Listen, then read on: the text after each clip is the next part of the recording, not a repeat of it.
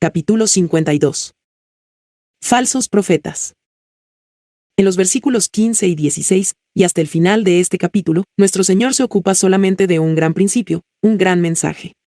Enfatiza solo una cosa, la importancia de entrar por la puerta estrecha, y asegurarse de que estamos realmente andando por el camino angosto. Dicho de otro modo, es una especie de refuerzo del mensaje de los versículos 13 y 14. Allí lo plantea en forma de invitación o exhortación, que hemos de entrar por esa puerta estrecha, y caminar y mantenernos caminando por ese camino angosto. Ahora lo expande. Nos muestra algunos de los peligros, dificultades y obstáculos, que salen al paso de todos los que tratan de hacer esto. Pero mientras tanto, sigue enfatizando este principio vital, que el Evangelio no es algo que basta escuchar, o aplaudir, sino que hay que aplicarlo. Como dice Santiago, el peligro está en mirar al espejo y olvidar de inmediato lo que hemos visto, en lugar de mirar insistentemente en el espejo de esa ley perfecta y recordarla y ponerla en práctica. Este es el tema que nuestro Señor sigue subrayando hasta el final del sermón. Ante todo, lo plantea en forma de dos peligros específicos y especiales que nos salen al paso. Nos muestra cómo tenemos que reconocerlos, una vez reconocidos, cómo enfrentarlos. Luego, una vez expuestos estos dos peligros, concluye el argumento, y todo el sermón, planteándolo en una afirmación sencilla, franca, clara, en función de la metáfora de las dos casas, una construida sobre roca y la otra sobre arena. Pero desde el principio hasta el fin es el mismo tema, y el factor común de las tres partes de la afirmación general es la amonestación terrible acerca del hecho del juicio. Eso, como hemos visto, es el tema que discurre por todo este capítulo 7 del Evangelio de Mateo y es sumamente importante que nos demos cuenta de ello. El no captarlo explica la mayoría de nuestros problemas y dificultades. Explica el evangelismo superficial e inconsciente tan común hoy día. Explica la ausencia de vida santa que se percibe en la mayoría de nosotros. No es que necesitemos enseñanzas especiales acerca de estas cosas. Lo que parece que todos olvidamos es que la mirada de Dios nos sigue siempre, y que todos caminamos hacia el juicio final. Por esto, nuestro Señor sigue repitiendo esto. Lo presenta en formas diferentes, pero subraya siempre el hecho del juicio, y la índole del juicio. No es un juicio superficial, no es un simple examen de cosas externas, sino una indagación del corazón, un examen de toda la naturaleza. Sobre todo, subraya el carácter definitivo, absoluto, del juicio, y las consecuencias que le siguen. Ya nos ha dicho en los versículos 13 y 14 por qué debemos entrar por la puerta estrecha. La razón es, dice, que la otra puerta es ancha, y lleva a perdición, la perdición que sigue al juicio final en el caso de los impíos. Nuestro Señor, evidentemente, estaba tan preocupado por esto que constantemente lo repetía. Ello muestra de nuevo la perfección de su método como maestro. Sabía la importancia de la repetición. Sabía lo obtusos que somos, lo lentos que somos y lo dispuestos que estamos a pensar que sabemos algo, cuando en realidad no lo sabemos y en consecuencia lo mucho que necesitamos que constantemente se nos recuerde lo mismo. Todos sabemos la dificultad de recordar estos principios vitales. En épocas pasadas recurrían a toda clase de métodos para ayudarse a hacer esto. Uno encuentra en muchas iglesias anglicanas impresos en la pared los 10 mandamientos. Nuestros antepasados se sintieron impulsados a hacerlo por haber caído en la cuenta de que todos tendemos a olvidar. Nuestro Señor, pues, nos recuerda de nuevo estas cosas, ante todo dándonos dos advertencias específicas. La primera es acerca de los falsos profetas. Guardaos de los falsos profetas, que vienen a vosotros con vestidos de ovejas, pero por dentro son lobos rapaces. Lo que deberíamos recordar es más o menos esto. Estamos, por así decirlo, en el umbral de esta puerta estrecha. Hemos oído el sermón, hemos escuchado la exhortación y estamos pensando qué hacer. Ahora, dice de hecho nuestro Señor, a esta saltera, una de las cosas con las que hay que tener cuidado es el peligro de escuchar a falsos profetas. Siempre están ahí, siempre están presentes, precisamente en el umbral de la puerta estrecha. Ese es su lugar favorito. Si uno empieza a escucharlos está perdido, porque te persuadirán a que no entres por la puerta estrecha, a que no andes por el camino angosto. Tratarán de disuadirte de escuchar lo que te estoy diciendo. Existe, pues, siempre el peligro de los falsos profetas que presentan esta tentación tan sutil. La pregunta que se plantea de inmediato es, ¿qué son estos falsos profetas? ¿Quiénes son, y cómo los vamos a reconocer? Esta pregunta no es tan sencilla como parece. Su interpretación está llena de interés y de fascinación. Ha habido dos principales escuelas de pensamiento respecto a esta afirmación acerca de los falsos profetas. Algunos de los grandes hombres en la historia de la Iglesia se encuentran en ambas escuelas. La primera es la que dice que aquí se alude solo a la enseñanza de los falsos profetas. Por sus frutos los conoceréis, dice nuestro Señor, y el fruto, nos dicen, se refiere a la enseñanza, a la doctrina, y solo a eso. Algunos limitarían la interpretación del significado de los falsos profetas solamente a esto.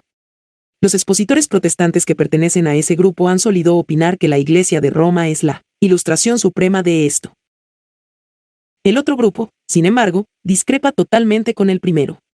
Dice que esta referencia a los falsos profetas no tiene nada que ver con enseñanza, sino que es puramente cuestión de la clase de vida que estas personas viven. Un expositor bien conocido como el Dr. Alexander Maclaren, por ejemplo, dice esto: no es una prueba para descubrir a herejes, sino más bien para desenmascarar a hipócritas, en especial a hipócritas inconscientes. Su argumento, que muchos siguen, consiste en decir que este versículo no tiene nada que ver con la enseñanza. La dificultad respecto a estas personas es que su enseñanza es acertada, pero sus vidas están equivocadas, y no son conscientes de que son hipócritas. Existen, pues, estas dos escuelas de pensamiento, y es obvio que tenemos que tener en cuenta sus formas diferentes de explicar esta afirmación. En último término, no tiene mayor importancia cuál de las dos aceptamos. En realidad, me parece que ambas tienen razón en algo y están equivocadas en algo, y que el error es decir que la exposición verdadera es una o la otra. Con esto no nos hacemos culpables de componendas. Simplemente, es una forma de decir que uno no puede explicar satisfactoriamente esta afirmación a no ser que incluya los dos elementos. No se puede decir que solo es cuestión de enseñanza, y que se refiere solo a una enseñanza herética, por la misma razón de que no es muy difícil detectar tales enseñanzas. La mayoría de las personas que poseen un cierto discernimiento pueden detectar a un hereje. Si alguien subiera al púlpito y pareciera que dudase de la existencia de Dios, y negara la divinidad de Cristo y los milagros, de inmediato uno diría que es hereje. Esto no es difícil, y no hay nada sutil en ello. Y sin embargo, como se advertirá, la metáfora del Señor sugiere que existe una dificultad, que hay algo sutil en cuanto a ello. Advirtamos los términos mismos que él emplea, esa metáfora de la vestimenta de ovejas. Sugiere que la verdadera dificultad, en cuanto a esta clase de falsos profetas, es que al principio uno no se imagina que lo sean. Todo es sumamente sutil, tanto es así que el pueblo de Dios puede ser llevado a engaño. Recordemos como lo dice Pedro en el capítulo 2 de su segunda carta. Estas personas, dice, introducirán encubiertamente los errores. Parecen personas justas, llevan la vestimenta de ovejas, y nadie sospecha nada falso. Tanto el Antiguo como el Nuevo Testamento siempre hacen resaltar esta característica del falso profeta. El peligro verdadero proviene de su sutileza. Toda exposición genuina de esta enseñanza, por consiguiente, debe sopesar debidamente ese elemento específico. Por esta razón, pues, no se puede aceptar como una simple amonestación acerca de los herejes y sus enseñanzas. Lo mismo se aplica al otro grupo. Es obvio que no hay nada que ofenda en la conducta de los falsos profetas. Si fuera así, todo el mundo lo reconocería, y no sería sutil ni constituiría ninguna dificultad. El cuadro que debemos tener presente, por tanto, debería más bien ser este. El falso profeta es alguien que viene a nosotros y al principio tiene aspecto de ser todo lo que se podría desear. Es agradable y placentero, parece ser muy cristiano, y parece decir lo que hay que decir. Su enseñanza en general está muy bien, utiliza muchos términos que cualquier maestro cristiano verdadero debería usar y emplear. Habla acerca de Dios, habla acerca de Jesucristo, de la cruz, enfatiza el amor de Dios, parece decir todo lo que un cristiano debería decir. Obviamente, lleva vestimenta de oveja y su forma de vivir parece armonizar con ello. En consecuencia, nadie sospecha que haya algo malo en él. No hay nada que atraiga de forma inmediata la atención o despierte la sospecha, nada abiertamente malo. ¿Qué hay pues de malo, o que pueda ser malo en una persona así? Sugiero que en último término esta persona esté quizás equivocada tanto en su enseñanza como en su forma de vida porque, como veremos, estas dos cosas siempre andan indisolublemente juntas. Lo dice nuestro Señor, por sus frutos los conoceréis. La enseñanza y la vida humana se pueden separar, y donde hay enseñanza errónea, de cualquier forma que sea, siempre conduce a una vida equivocada en algún aspecto. ¿Cómo se pueden, pues, describir estas personas? ¿Qué hay de malo en su enseñanza? La forma más adecuada de contestar es decir que no hay puerta estrecha en ellos, que no hay camino angosto. Lo que dicen está bien, pero no incluye esto. Es una enseñanza, cuya falsedad hay que detectarla por lo que no dice más bien que por lo que dice. Y precisamente por esto caemos en la cuenta de la sutileza de la situación. Como ya hemos visto, cualquier cristiano puede detectar al que dice cosas abiertamente equivocadas, pero es injusto y poco caritativo decir que la gran mayoría de los cristianos de hoy no parece poder detectar al hombre que parece decir cosas buenas, pero que no dice cosas vitales. En cierto modo, hemos hecho nuestra la idea de que el error es solo lo manifiestamente equivocado, y parece que no entendemos que la persona más peligrosa de todas es la que no enfatiza las enseñanzas adecuadas. Esta es la única forma de entender este cuadro de los falsos profetas. El falso profeta es un hombre que no tiene puerta estrecha ni camino angosto en su evangelio. No hay en él nada que ofenda al hombre natural, agrada a todos. Va con vestidos de ovejas, es atractivo, agradable a la vista. Presenta un mensaje tan bonito, confortable y consolador. Agrada a todo el mundo y todo el mundo habla bien de él. Nunca lo persiguen por su enseñanza, nunca lo critican con rigor. Tanto los liberales como los modernistas lo alaban los evangélicos, todo el mundo lo alaba. Se hace todo a todos, en este sentido. En sus palabras y acciones no se encuentra la puerta estrecha. En su mensaje no está el camino angosto, no hay nada del tropiezo de la cruz. Si esa es la descripción del falso profeta en general, podemos ahora preguntarnos, ¿qué queremos decir exactamente con esta puerta estrecha y camino angosto? ¿Qué queremos decir al afirmar que en su predicación no hay nada que ofenda? La mejor forma de responder a esto es con una cita del Antiguo Testamento. Recordarán cómo arguye Pedro en el capítulo 2 de su segunda carta. Dice, hubo también falsos profetas entre el pueblo, los hijos de Israel en el Antiguo Testamento, como habrá entre nosotros falsos maestros. Debemos, pues, recurrir al Antiguo Testamento y leer lo que dice acerca de los falsos profetas, porque el modelo no cambia. Siempre estuvieron presentes, y cada vez que aparecía un verdadero profeta, como Jeremías o algún otro, los falsos profetas siempre dudaban de él, le resistían, y lo acusaban y ridiculizaban. ¿Pero cómo eran ellos? Así es como se les describe: curaron la herida de la hija de mi pueblo con liviandad, diciendo, paz, paz, y no hay paz. El falso profeta siempre es un predicador muy consolador. Al escucharlo da siempre la impresión de que no hay muchas cosas malas. Admite, desde luego, que algo malo hay, no es lo bastante necio para decir que no hay nada malo. Pero dice que todo va bien y todo irá bien. Paz, paz, dice. No escuchen a alguien como Jeremías, exclama, es de mente estrecha, es un cazador de herejías, no tiene espíritu cooperador. No lo escuchéis, todo está bien. Paz, paz. Cura la herida de la hija de mi pueblo con liviandad, diciendo, paz, paz, y no hay paz. Y, como agrega el Antiguo Testamento en forma aplastante y diciendo una verdad tan aterradora respecto a la gente religiosa de entonces y de ahora, mi pueblo así lo quiso. Porque nunca los perturba y nunca los hace sentir incómodos. Uno sigue como está, todo está bien, no hay que preocuparse acerca de la puerta estrecha ni del camino angosto, ni de esta doctrina específica o de aquella. Paz, paz. Muy consolador, muy tranquilizante, siempre es. Así el falso profeta, en su vestido de oveja, siempre inofensivo y agradable. Siempre, invariablemente atractivo. ¿De qué manera se manifiesta esto en la práctica? Diría que se manifiesta en general en una ausencia casi total de doctrina en cuanto tal en el mensaje. Siempre habla con vaguedades y en forma general, nunca desciende a detalles doctrinales. No le gusta la predicación doctrinal, siempre es muy vaga. Pero alguien quizá pregunte, ¿qué quiere decir con esto de descender a detalles doctrinales y cómo se relaciona esto con la puerta estrecha y el camino angosto?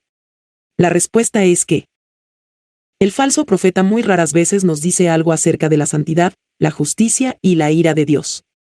Siempre predica acerca del amor de Dios, y nunca menciona las otras cosas. Nunca hace temblar a nadie cuando habla de este ser santo y augusto con el que todos debemos enfrentarnos. No dice que no crea en estas verdades. No, no es esa la dificultad. La dificultad es que no dice nada acerca de ellas. No las menciona para nada. En general, subraya solamente una verdad acerca de Dios, y es el amor. No menciona las otras verdades que figuran de forma igualmente destacada en la Biblia, y ahí está el peligro. No dice cosas que sean obviamente verdaderas y justas. Y por esto es falso profeta.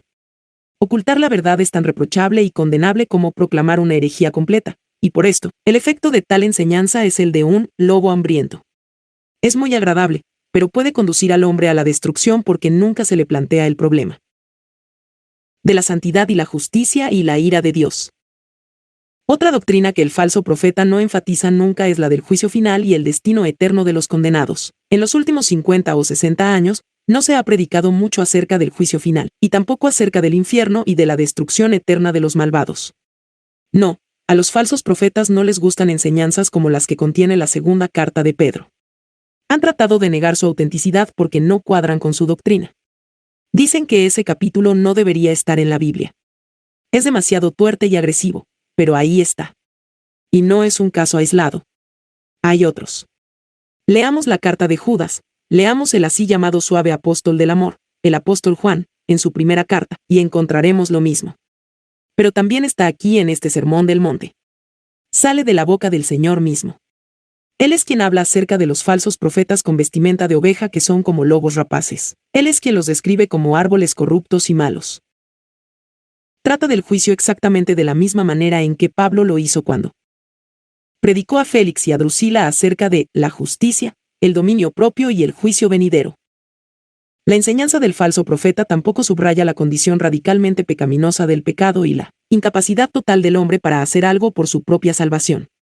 A menudo, ni siquiera cree en el pecado y, ciertamente, no subraya su naturaleza vil.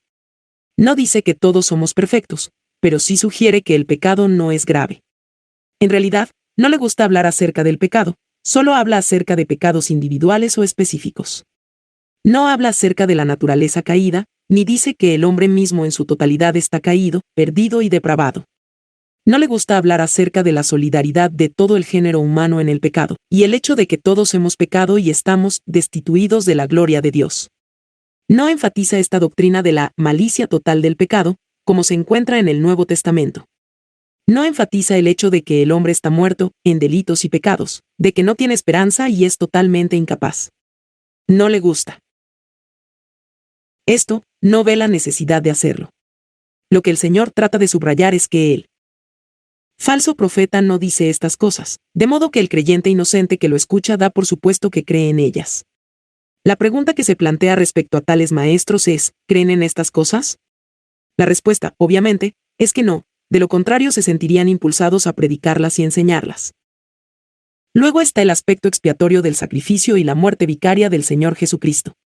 El falso profeta habla acerca de Jesús, incluso, se complace en hablar de la cruz y de la muerte de Cristo. Pero la pregunta vital es, ¿qué idea tiene de esa muerte? ¿Qué idea tiene de esa cruz? Se enseñan puntos de vista que son totalmente herejes y niegan la fe cristiana. La prueba definitiva es esta. Se da cuenta de que Cristo murió en la cruz porque fue la única manera de expiar y hacer propiciación por el pecado. Cree también que Cristo fue crucificado en la cruz en lugar suyo, que llevó, en su cuerpo sobre el madero, su culpa y el castigo de su culpa y su pecado. Cree que si Dios no hubiera castigado su pecado allá, en el cuerpo de Cristo en la cruz, y lo digo con reverencia, ni siquiera Dios le hubiera podido perdonar. Cree que fue solo enviando a su propio Hijo como propiciación por nuestros pecados, en la cruz, que Dios pudo ser el justo, y el que justifica al que es de la fe de Jesús. Ro. 3, 25,26. Hablar simplemente acerca de Cristo y de la cruz no basta. ¿Es la doctrina bíblica de la expiación penal y vicaria? Esta es la forma de probar al falso profeta. El falso profeta no dice estas cosas. Habla en torno a la cruz, no de la cruz. Habla acerca de los que estaban en torno a la cruz y habla de forma sentimental acerca de nuestro Señor, nada sabe acerca de la ofensa de la cruz de Pablo. Su predicación de la cruz no es, para los gentiles locura, ni, para los judíos ciertamente tropezadero. A través de su filosofía, le ha quitado todo efecto a la cruz. Ha hecho de ella algo maravilloso, una filosofía estupenda de amor y sentimiento, debido a que el mundo no está interesado en otra cosa. Nunca la ha visto como una transacción tremenda y santa entre el Padre y el Hijo, en el cual el Padre ha hecho que su Hijo sea pecado por nosotros, y ha colocado sobre él nuestra iniquidad. En su enseñanza no se encuentra nada de esto, y por esto es falsa.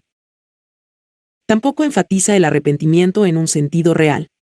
Presenta una puerta muy ancha que conduce a la salvación y un camino muy espacioso que conduce al cielo. No hay por qué percibir mucho la condición pecadora de uno. No hay por qué tomar conciencia de la negrura del propio corazón. Simplemente, hay que decidirse por Cristo y unirse a la multitud, se añade el nombre propio a la lista, y pasa a ser una de las muchas decisiones acerca de las que informa la prensa. Es muy distinto del evangelismo de los puritanos y de John Wesley, George Whitefield y otros. Aquel evangelismo conducía al temor del juicio de Dios y a la angustia del alma, a veces por días, semanas y meses. John Bunyan nos dice en su Grace Abounding, Gracia Abundante, que durante 18 meses sufrió la agonía del arrepentimiento. Hoy día no parece que haya mucha posibilidad de esto. Arrepentimiento significa darse cuenta de que se es culpable, pecador vil en la presencia de Dios, que se merece la ira y castigo de Dios, que uno camina hacia él. Infierno. Significa que se comienza a percibir que eso que se llama pecado está en uno, que se anhela liberarse de ello, que se le vuelve la espalda, cualquiera que sea, al mundo tanto en forma de pensar, como en perspectiva, como en práctica, y se niega a uno a sí mismo para tomar la cruz y seguir a Cristo. Quizá haya que sufrir económicamente, pero no importa. Esto es arrepentimiento. El falso profeta no lo presenta así. Cura la herida de la hija de mi pueblo con liviandad, diciendo simplemente que todo está bien, que lo único que hay que hacer es venir a Cristo, seguir a Jesús o hacerse cristiano. En última instancia, se puede plantear así. El falso profeta no enfatiza la necesidad absoluta de entrar por la puerta estrecha y andar por el camino angosto. No nos dice que tenemos que practicar el sermón del monte. Si solo lo escuchamos sin practicarlo, estamos condenados.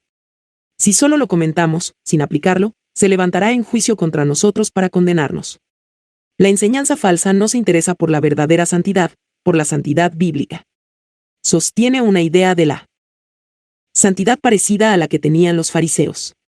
Recordemos que escogían ciertos pecados de los que ellos mismos no eran reos, según creían, y decían que con tal de no ser culpables de ellos todo lo demás no importaba. ¡Ay! ¿Cuántos fariseos hoy día? La santidad se ha convertido en no hacer 3 o 4 cosas. Ya no pensamos en función de no améis el mundo, ni las cosas que están en el mundo, los deseos de la carne, los deseos de los ojos, y la vanagloria de la vida. 1. 2. 15,16. La vanagloria de la vida es una de las mayores maldiciones en la iglesia cristiana. La enseñanza falsa desea una santidad como la de los fariseos. Es simplemente cuestión de no hacer ciertas cosas acerca de las que nos hemos puesto de acuerdo, porque da la casualidad que no nos atraen gran cosa. Con ello, hemos reducido la santidad a algo fácil y acudimos en masa al camino espacioso y tratamos de seguirlo. Estas son algunas de las características de estos falsos profetas que vienen disfrazados de ovejas.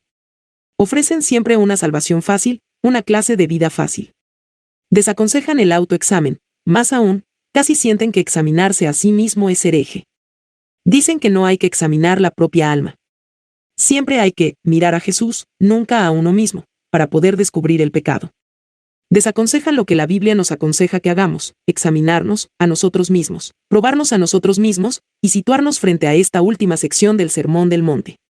No les gusta el proceso de autoexamen y de mortificación del pecado que enseñaban los puritanos, y los grandes líderes del siglo XVIII, no solo Whitefield, Wesley y J. Edwards, sino también el santo John Fletcher, quien, todas las noches antes de acostarse, se hacía 12 preguntas. No creen en esto porque es incómodo. Quieren una salvación fácil, una vida cristiana fácil. Nada. Conocen del sentir de Pablo, cuando dice, los que estamos en este tabernáculo. Gemimos con angustia. Nada sabe acerca del pelear la buena batalla de la fe. No saben qué quiere decir Pablo cuando afirma que no tenemos lucha contra sangre y carne, sino contra principados, contra potestades, contra los gobernadores de las tinieblas de este siglo, contra huestes espirituales de maldad en las regiones celestes, IF 6:12. No entienden esto. No ven necesidad alguna de revestirse de la armadura toda de Dios, porque no han visto el problema. Todo es tan fácil. Hoy día no gusta esta clase de enseñanza contra los falsos profetas. Vivimos en una época en que la gente dice que, con tal de que alguien profese ser cristiano, debemos considerarlo como hermano y seguir juntos. Pero la respuesta es lo que dijo nuestro Señor: guardaos de los falsos profetas. Estas advertencias terribles y penetrantes están en el Nuevo Testamento debido precisamente a lo que he venido comentando. Claro que no debemos ser hipercríticos, pero tampoco debemos confundir la amistad y afabilidad con la santidad. No se trata de personalidades. No debemos despreciar estas personas. De hecho, el Dr. Alexander McLaren tiene razón cuando afirma que son hipócritas inconscientes. No es que no sean agradables y complacientes, lo son. En cierto sentido, este es el peligro mayor, Y ello es lo que hace ser una fuente tal de peligro. Pongo de relieve esto porque, según nuestro Señor, es algo que siempre nos acecha. Hay un camino que conduce a la perdición, y el falso profeta no cree en perdición. ¿No es acaso cierto que la explicación del estado actual de la Iglesia cristiana es precisamente esto que hemos venido examinando? ¿Por qué la Iglesia se vuelve tan débil e ineficiente? No vacilo en responder que se debe a la clase de predicación que se introdujo como consecuencia del movimiento de la alta crítica en el siglo pasado, el cual condenaba totalmente la predicación doctrinal. Abogaba por una predicación moral. Tomaban las ilustraciones de la literatura y poesía, y Emerson vino a ser uno de sus sumos sacerdotes. Esta es la causa del problema. Seguían hablando de Dios, seguían hablando de Jesús, seguían hablando de su muerte en la cruz. No se presentaban como herejes evidentes, pero no mencionaban esas otras cosas que son vitales para la salvación. Ofrecían ese mensaje vago que nunca molesta a nadie. Eran siempre tan modernos y agradables, estaban tan al día. Agradaban al paladar popular, y el resultado es no solo las iglesias vacías, acerca de las que tanto se nos habla en los tiempos actuales, sino, como veremos, la calidad mediocre de la vida cristiana que se encuentra entre tantos de nosotros. Estas cosas son amargas y desagradables, y tanto si se me cree como si no, tengo que confesar honestamente que si no me hubiera comprometido a predicar, como lo estoy haciendo, todo el sermón del monte, nunca hubiera escogido estas palabras como texto. Nunca había predicado acerca de ellas. Nunca he escuchado un sermón en torno a las mismas. Me pregunto cuántos de nosotros lo hemos escuchado. No nos gusta, es molesto, pero a nosotros no nos atañe escoger lo que nos gusta.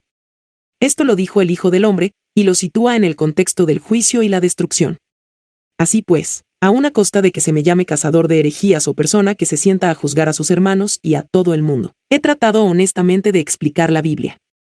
Y ruego que pensemos otra vez en ello en oración, en la presencia de Dios, mientras consideramos el valor de nuestra alma inmortal y su destino eterno. Capítulo 53. El árbol y el fruto. Nuestro anterior examen de este difícil pasaje 7:15-20 puso de relieve sobre todo el elemento de sutileza de los falsos profetas, esos hombres que vienen a nosotros vestidos de ovejas cuando interiormente no son sino lobos rapaces. Para muchos, esta sección resulta difícil debido a su contexto, ya que se encuentra después de esas palabras: no juzguéis, para que no seáis juzgados. Porque con el juicio con que juzgáis, seréis juzgados. Sin embargo, estas palabras las pronunció nuestro Señor mismo. Los falsos profetas siempre se sienten incómodos ante ciertas afirmaciones de nuestro Señor. Nunca les gusta Mateo 23, por ejemplo, donde nuestro Señor describe a los fariseos como sepulcros blanqueados. Nuestros falsos profetas modernos tratan de encontrar cosas buenas que decir incluso de los fariseos. El falso profeta vestido de oveja enseña que nunca hay que decir nada que suene a crítica o que resulte duro. Pero esas palabras las pronunció nuestro Señor mismo, y por ello hay que tenerlas en cuenta. Repitámoslo otra vez, hay que evitar el espíritu de censura. Pero no se puede explicar el Sermón del Monte en forma plena a no ser que nos enfrentemos con esas palabras, a no ser que nos ocupemos de ellas con sinceridad, dándonos cuenta de que estamos estableciendo una pauta según la cual nosotros mismos seremos juzgados. Nuestro Señor quería a todas luces enfatizar este punto. Ha dicho que los falsos profetas se conocerán por sus frutos y, luego, pasa a elaborar esto con otra metáfora. Dice: ¿acaso se recogen uvas de los espinos o higos de los abrojos? Así, todo buen árbol da buenos frutos, pero el árbol malo da frutos malos. No puede el buen árbol dar malos frutos, ni el árbol malo dar frutos buenos. Todo árbol que no da buen fruto, es cortado y echado en el fuego. Así que, por sus frutos los conoceréis. Adviértase que comienza y concluye con, por sus frutos los conoceréis, y, así que, por sus frutos los conoceréis, repetición que tiene como fin subrayar la idea. En primer lugar, debemos dejar bien claro un punto puramente técnico, a saber, el significado de esta palabra, malo. Todo buen árbol da buenos frutos, pero el árbol malo da frutos malos. Malo, claro está, no significa podrido, porque el árbol podrido no da ninguna clase de fruto. Esto es muy importante, porque si no nos damos cuenta de ello, volveremos a perder este elemento de sutileza que es básico en el pensamiento de nuestro Señor. Llama la atención acerca del hecho de que árboles que tienen aspecto semejante en cuanto que parecen completamente normales, no producen necesariamente la misma clase de fruto. Un árbol puede producir buen fruto, el otro fruto malo. Lo que se llama fruto malo tampoco quiere decir completamente, podrido, significa de mala calidad, no bueno. El contraste, pues, que nuestro Señor destaca se da entre dos clases de árbol, que son de aspecto quizá idénticos, pero que, cuando se juzgan por el fruto que dan, resultan ser totalmente diferentes. Uno se puede comer, pero el otro no. Es evidente que esto contiene una enseñanza muy profunda. Una vez examinada la cuestión doctrinal, se puede pasar ya a la cuestión de la vida, de la conducta y comportamiento. Antes de entrar en detalles, sin embargo, hay que subrayar el gran principio que nuestro Señor inculca aquí. Ser cristiano es algo que está en la esencia misma de la personalidad, algo vital y fundamental. No se trata de apariencias superficiales tanto respecto a la creencia como a la vida. Al usar esta metáfora de la índole, la naturaleza, la esencia verdadera de estos árboles y del fruto que producen, nuestro Señor subraya mucho esto. Y no cabe duda de que se trata de algo que siempre debemos buscar, tanto en nosotros mismos como en los demás. Parece centrar la atención en el peligro de engañarse con las apariencias. Es lo mismo que en el caso de la otra metáfora de los falsos profetas que vienen a nosotros vestidos de ovejas. En otras palabras, es el peligro de parecer ser cristiano sin serlo en realidad. Ya hemos visto que eso puede suceder en el campo de la enseñanza y doctrina. Alguien puede parecer que predica el Evangelio cuando, en realidad, sí se juzga según pruebas genuinas, no lo hace. Lo mismo ocurre en el caso de la conducta y la vida. El peligro, en este caso, radica en tratar de hacernos cristianos añadiendo ciertas cosas a nuestra vida, en vez de llegar a ser algo nuevo, en vez de recibir vida interior, en vez de que la naturaleza que está en nosotros se renueve según la imagen del Señor Jesucristo mismo. Lo que la enseñanza de nuestro Señor subraya en este pasaje es el hombre mismo, y dice en realidad que lo que importa en última instancia es precisamente esto. Alguien puede hablar en la forma adecuada, puede parecer que vive bien, y con todo, según nuestro Señor, ser permanentemente un falso profeta. Puede tener la apariencia de vida cristiana sin en realidad ser cristiano. Esto ha sido una fuente constante de problemas y peligros en la larga historia de la Iglesia cristiana. Pero nuestro Señor nos ha puesto sobre aviso desde el principio para que captemos este principio, que ser cristiano significa un cambio en la vida y naturaleza mismas. El hombre. Es la doctrina del nuevo nacimiento. Ninguna acción del hombre vale nada a no ser que haya cambiado su naturaleza. Pronto nos ocuparemos de esta afirmación. Muchos me dirán en aquel día, Señor, Señor, ¿no profetizamos en tu nombre, y en tu nombre echamos fuera demonios, y en tu nombre hicimos muchos milagros? Ahí tenemos a un hombre que ha hecho cosas sorprendentes en su vida, pero él mismo no ha cambiado. Decía y hacía lo adecuado, pero de nada valía. Exactamente lo mismo puede suceder en la vida y conducta. En este sentido el cristianismo es único, es decir, en cuanto se preocupa sobre todo del estado del corazón. Y en la Biblia el corazón no suele ser la sede de las emociones, sino el centro de la personalidad. Tomemos, por ejemplo, Mateo 12, 33 a 37. No cabe duda de que en ese pasaje nuestro Señor lo plantea con claridad y precisión, o haced del árbol bueno, y su fruto bueno, o haced del árbol malo, y su fruto malo, porque por él fruto se conoce al árbol. Se vuelve a subrayar la índole o naturaleza del árbol. En otro lugar dice, lo que sale de la boca, del corazón sale, y esto contamina al hombre.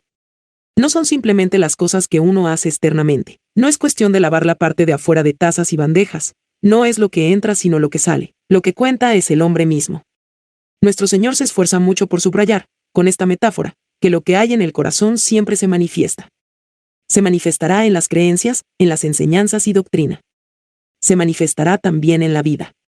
No siempre resulta fácil de ver, pero nuestro Señor nos dice que si tenemos los ojos iluminados con la enseñanza del Nuevo Testamento, siempre estaremos en condiciones de reconocerlo. Vimos, hablando de la doctrina por ejemplo, que si lo único que se mira es si alguien va a decir o no cosas totalmente equivocadas, probablemente nunca se detectarán los falsos profetas porque no dicen cosas así. Pero sí se cae en la cuenta de que hay ciertas cosas que un verdadero cristiano siempre tiene que subrayar, y se las busca, entonces se puede descubrir que no aparecen por ninguna parte, y se puede sacar la conclusión de que esa persona que uno creía que era cristiano, es un falso profeta, por consiguiente, un peligro serio. Lo mismo ocurre en el caso de la vida. Podemos mostrar esto con una serie de principios. El primer principio es que hay un lazo indiscutible entre creencia y vida, es decir, la naturaleza se manifiesta. Lo que el hombre es, en última instancia, en lo más profundo de su ser, siempre se manifestará, precisamente en su creencia y vida. Estas dos cosas van indisolublemente unidas. Lo que el hombre piensa, eso viene a ser. El hombre actúa como piensa. En otras palabras, manifestamos inevitablemente lo que somos y creemos. No importa el cuidado que tengamos, en un momento u otro se manifestará. La naturaleza debe manifestarse. No se obtienen uvas de los espinos, ni higos de los abrojos, no puede el buen árbol dar malos frutos, ni el árbol malo dar frutos buenos. No estamos en el terreno de las apariencias, estamos haciendo un examen más crítico. Nuestro Señor propone todo esto en forma absoluta, y si observamos a otros y a la vida con todo cuidado, debemos estar de acuerdo en que así es. Quizá nos engañemos por un tiempo. Las apariencias pueden engañar mucho, pero no duran. A los puritanos les gustaba mucho tratar en detalle a los que llamaban creyentes temporales. Con esto querían decir personas que parecían entrar bajo la influencia del Evangelio, personas que daban la impresión de estar verdaderamente convertidas y regeneradas. Hablaban en la forma adecuada y manifestaban cambio en la vida, parecían cristianos. Pero los puritanos los llamaban creyentes temporales, porque después llegaban a dar pruebas inconfundibles y claras de que nunca habían llegado a ser verdaderamente cristianos. Esto pasa mucho en los avivamientos. ¿Cuántas veces hay un despertar religioso o emoción religiosa? Se suelen encontrar personas que, por así decirlo, siguen la corriente. No se dan bien cuenta de que sucede, pero caen bajo la influencia general del Espíritu Santo y por un tiempo se sienten realmente afectados. Pero, según esta enseñanza, quizás nunca lleguen a ser verdaderamente cristianos. En 2 Pedro 2, se encuentra una exposición de esto. El apóstol describe, en forma clara y gráfica, casos así. Habla de personas que habían entrado en la iglesia y habían sido aceptados como cristianos, pero luego habían salido. Las describe así. El perro vuelve a su vómito, y la puerca lavada a revolcarse en el cieno. Se ve lo que ha sucedido. Para emplear su ilustración, incluso a la puerca se la puede lavar, y puede parecer limpia en lo externo, pero su naturaleza no ha cambiado. Esto se ve todavía más claro cuando se compara con lo que dice el apóstol Pedro en el versículo 4 del capítulo 1 de la misma carta. Afirma que el cristiano ha huido de la corrupción que hay en el mundo a causa de la concupiscencia. Pero cuando llega a esos creyentes temporales, en el capítulo 2, dice que han sido sacados no de la corrupción, sino de las contaminaciones. Hay una especie de purificación superficial que no cambia la naturaleza. El purificarse es importante, pero puede ser muy engañador. El que solo se ha purificado en lo externo, puede parecer cristiano. Pero la argumentación de nuestro Señor es que lo que hace que lo sea o no es la naturaleza íntima. Y esta naturaleza íntima tiene que manifestarse. Quizá haya que esperar antes de encontrar pruebas verdaderas. Dios lo ve desde el principio, pero nosotros somos muy lentos en ver estas cosas. Pero, en un momento u otro, el hombre mostrará lo que es. Con toda seguridad lo mostrará en su enseñanza y también en su vida. Es completamente inevitable. Podemos decir, por tanto, que la verdadera fe cristiana debe producir por necesidad una forma característica de vivir. Sin duda que este es el significado de la pregunta, ¿acaso se recogen uvas de los espinos, o higos de los abrojos? Estas cosas nunca se pueden separar, la naturaleza íntima se va a manifestar. La creencia básica del hombre se manifestará en su vida, ya sea antes o después. Debemos tener cuidado, por tanto, en no creer verdadero lo que parece como cristianismo genuino, pero que en realidad no es sino impostura y apariencia externa. Se nos exhorta a que nos enseñemos y disciplinemos a nosotros mismos para buscar con cuidado el fruto. Ahora debemos examinar en detalle la naturaleza o carácter del fruto bueno. Debemos buscarlo en nosotros mismos y en los demás. Debemos tener sumo cuidado, porque hay quienes se encuentran fuera de la puerta estrecha y angosta diciéndonos, no hay que hacer todo esto. Este es el camino. Y nos pueden engañar. Por ello debemos aprender a discriminar, y también, al examinar el fruto, debemos tener presente este elemento de sutileza. Hay clases de vida que se parecen mucho al verdadero cristianismo, y obviamente, son las más peligrosas de todas. Parece cada vez más claro que los enemigos mayores de la fe cristiana genuina no son los que se hallan en el mundo, persiguiendo en forma agresiva al cristianismo o prescindiendo de forma abierta de su enseñanza. Son más bien los que poseen un cristianismo falso y espurio.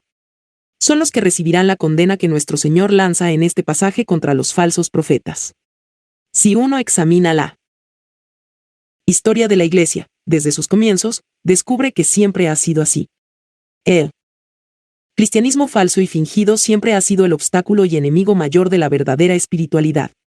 Y no cabe duda de que el problema mayor en los tiempos actuales es el estado mundano de la Iglesia. Debería preocuparnos mucho más el estado de la Iglesia misma que el estado del mundo fuera de la Iglesia. Parece cada vez más evidente que la explicación del estado actual de la cristiandad se encuentra dentro de la Iglesia y no fuera. En todo esto, no hay que perder de vista el aspecto de la sutileza, y, en consecuencia, hay que aplicar ciertas pruebas delicadas. Las pruebas pueden ser tanto generales como específicas. Henos aquí, por así decirlo, frente a alguien que ha hecho profesión de cristiano. No dice nada que sea obviamente erróneo, y parece vivir una buena vida cristiana. ¿A qué pruebas sometemos a tal persona? Se pueden tener personas simpáticas, moralmente correctas, con una norma y código elevados de vida personal. Se parecen mucho a los cristianos aunque quizá no lo sean. ¿Cómo se pueden distinguir? He aquí algunas preguntas a las que hay que dar respuesta. Ante todo, ¿por qué vive esta persona esa clase de vida? Tomemos el caso de un hombre bueno hoy día que no pretende ser cristiano, o un hombre que asiste regularmente a un lugar de culto, pero que, juzgado según las normas del Nuevo Testamento, no es cristiano. ¿Por qué viven como lo hacen? Existen muchas razones para ello. Puede ser simplemente cuestión de temperamento. Hay personas con buena naturaleza. Tienen un temperamento y carácter equilibrado, son tranquilos, no hay en ellos nada naturalmente vicioso ni ofensivo. No tiene que hacer ningún esfuerzo para ser así, nacieron así, son así. Es algo puramente físico y natural. En segundo lugar, ¿vive ese hombre esta clase de vida porque tiene ciertas creencias o acepta cierta enseñanza moral? Hay personas, en otras palabras, que son lo que se puede llamar buenos paganos. Se los describe y analiza muy bien en un libro llamado The Failure of a Good Pagan, El fracaso de un buen pagano, de Rosalind Murray. Esas personas tienen normas muy elevadas y las practican a diario. Se puede hacer todo esto completamente aparte del cristianismo. Así pues, si se juzga solo por las apariencias generales de la vida de alguien, es posible engañarse. A menudo se dice que hay mejores cristianos fuera de la iglesia que dentro. Esto quiere decir que se puede encontrar excelente moralidad fuera de la iglesia. Pero la moralidad quizás no tenga nada que ver con el cristianismo. No tiene conexión necesaria con el mismo. Los grandes filósofos griegos propusieron sus grandes enseñanzas morales antes de que Cristo viniera. Y es aún más significativo que los filósofos griegos fueran a veces opositores violentos del Evangelio cristiano. Ellos fueron los que consideraron como locura la predicación de la cruz. En consecuencia, no hay que mirar solamente al hombre y a su vida en general. Hay que tratar de descubrir las razones y motivos de sus actos. Desde el punto de vista cristiano, existe una sola prueba vital a este respecto. ¿Da este hombre la impresión de que vive esa clase de vida porque es cristiano y debido a su fe cristiana? Si no vive así por ser cristiano, de nada vale, es lo que nuestro Señor llama frutos malos. El Antiguo Testamento lo plantea con mucho vigor cuando dice, todas nuestras justicias son como trapo de inmundicia. A los ojos de Dios lo que tiene valor, en última instancia, es solo lo que es fruto del carácter cristiano, lo que nace de la nueva naturaleza. Esta es la prueba general. Vemos ahora algunas pruebas específicas. En esto debemos tener cuidado para no exponernos a que se nos acuse de espíritu de crítica. Además debemos tener presente que lo que digamos nos juzga a nosotros mismos. Las pruebas específicas de esta vida son tanto negativas como positivas.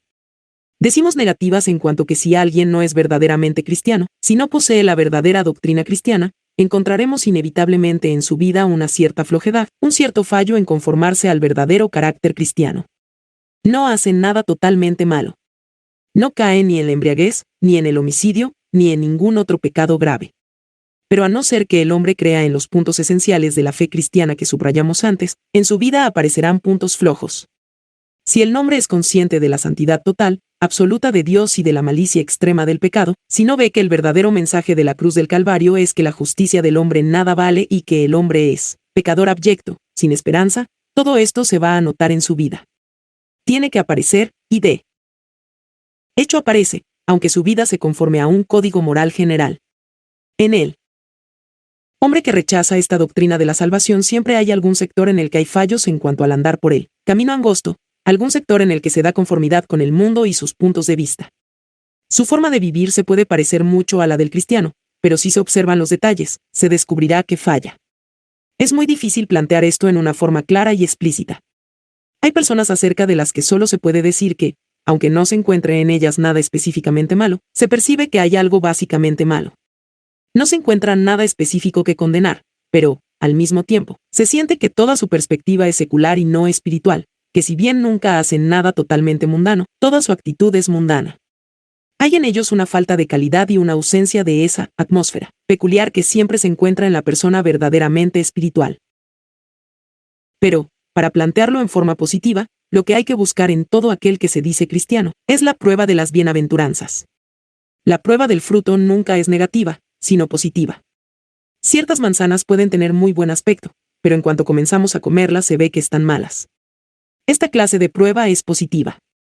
El verdadero cristiano debe vivir las bienaventuranzas, porque no se recogen uvas de los espinos, ni higos de los abrojos. El árbol bueno da frutos buenos, no puede evitarlo, tiene que darlos. El hombre que posee la naturaleza divina en sí mismo, debe producir este fruto bueno, el fruto bueno que se describe en las bienaventuranzas. Es pobre de espíritu, llora el pecado, es manso, tiene hambre y sed de justicia, es pacificador, es puro de corazón, y así sucesivamente. Estas son algunas de las pruebas, y su resultado es siempre excluir al buen pagano. También excluye siempre a los falsos profetas y a los creyentes temporales, porque estas son pruebas de la naturaleza íntima del hombre y de su verdadero ser. También se puede expresar en función de los frutos del Espíritu que se describen en Gálatas 5. El fruto que se forma en nosotros y que se manifiesta es amor, paz, paciencia, benignidad, bondad, mansedumbre, templanza, fe. Este es el fruto, y hay que buscarlo en la vida del hombre. No se encuentra en el hombre que es solo moralmente justo. Este fruto solo lo puede producir un árbol bueno. Al cristiano se le suele conocer por su mismo aspecto. El hombre que cree en la santidad de Dios y que conoce su propia condición pecadora y la negrura de su corazón, el hombre que cree en el juicio de Dios y en la posibilidad del infierno y el tormento, el hombre que realmente cree que es tan vil e impotente que nada lo puede salvar y reconciliar con Dios, sino la venida del Hijo de Dios del cielo a la tierra y su ascenso a la vergüenza, agonía y crueldad de la cruz, este hombre va a mostrar todo esto en su personalidad. Es un hombre que tiene que dar la impresión de mansedumbre, que será humilde. Nuestro Señor nos recuerda en este pasaje que si alguien no es humilde, hay que tener mucha cautela con él. Puede ir vestido de oveja, pero esto no es verdadera humildad, no es verdadera mansedumbre. Y si la doctrina de alguien es equivocada, se manifestará en esto. Será afable y agradable, resultará atractivo para el hombre natural y para lo físico y carnal, pero no dará la impresión de ser alguien que se ha visto como pecador camino del infierno y que ha sido salvado, solo por la gracia de Dios. La verdad que hay dentro debe afectar necesariamente la apariencia del hombre. El hombre del Nuevo Testamento es sobrio, grave y humilde, manso. Posee el gozo del Señor en el corazón, sí, pero no es efusivo, no es ruidoso, no es carnal en su vida. Es alguien que dice con Pablo, los que estamos en este tabernáculo gemimos con angustia. 2 Yoar 5:4. Decir y creer esto afectará al hombre todo, incluso la misma forma de vestir y el porte. No se interesa por la pompa y lo externo, no se interesa por causar impresión. Es manso o se preocupa de Dios y de su relación con Él, de la verdad de Dios. La prueba definitiva, sin embargo, es la humildad. Si en nosotros está el orgullo de la vida y del mundo, por necesidad, no sabemos gran cosa de la verdad, y deberíamos examinarnos de nuevo para asegurarnos de que poseemos la nueva naturaleza. Lo que tenemos dentro se manifestará. Si soy de mente mundana, aunque predique una gran doctrina, aunque haya renunciado a ciertas cosas, se manifestará en mis palabras ociosas. Nuestro Señor dice que seremos juzgados por nuestras palabras ociosas. Mt 12:36. Mostramos realmente lo que somos cuando no estamos sobre aviso. Podemos dar la impresión de que somos cristianos, pero nuestra verdadera naturaleza se manifiesta en lo que sale espontáneamente de uno. En consecuencia, todo lo que rodea a este hombre proclamará lo que es. La forma en que alguien predica suele ser mucho más significativa de lo que dice, porque la forma en que habla revela lo que realmente es. Los métodos de una persona a veces desmienten el mensaje que se predica. El que predica el juicio y la salvación, y sin embargo, ríe y bromea, niega lo que está predicando. La confianza en sí mismo, el depender de la habilidad humana y de la personalidad, proclaman que el hombre posee una naturaleza muy alejada de la del Hijo de Dios, quien fue manso y humilde de corazón. Un hombre así no es como el apóstol Pablo, quien al ir a predicar a Corinto, no fue con confianza en sí mismo y en su sabiduría, sino con debilidad y mucho temblor y temor. Como nos traicionamos, como manifestamos lo que realmente somos con nuestros actos espontáneos. Finalmente, debemos recordar que, sea lo que fuere lo que pensemos de estas cosas, y por equivocados que estemos en nuestros juicios, y por mucho que nos engañen los falsos profetas, Dios es el juez y Dios nunca se engaña. Todo árbol que no da buen fruto, es cortado y echado en el fuego. Que Dios tenga misericordia de nosotros. Que nos abra los ojos a estos principios vitales y nos capacite para ejercer este discernimiento respecto a nosotros mismos y respecto a todos los que pueden resultar peligrosos para nuestra alma y están falsificando gravemente la causa de nuestro bendito Señor en este mundo pecador y necesitado. Concentrémonos en asegurarnos que poseemos la naturaleza divina, que participamos de la misma, que el árbol es bueno, porque si el árbol lo es, el fruto también lo será por necesidad.